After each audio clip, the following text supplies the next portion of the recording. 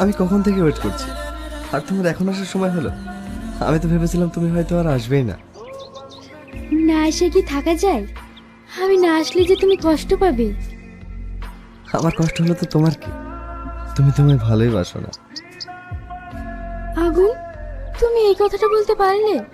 তুমি জানো, তোমার কথা ভেবে ভেবে আমি সারা রাত ঘুমাতে পারি না।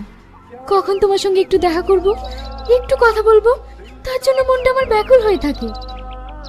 কিন্তু আমি তো একজন মেয়ে মানুষ, বাবা মা সবাইকে বুঝিয়ে তারপরে তোমার কাছে আসতে হয়।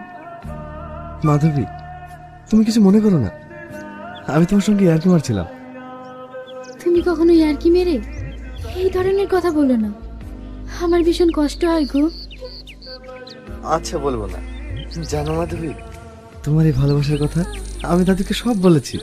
দাদু শুনে ভীষণ খুশি হয়েছে। জানি না এই অভাগীর কপালে এত সুখ সইবে তো। কেন শুনবে না? আমি আছি না,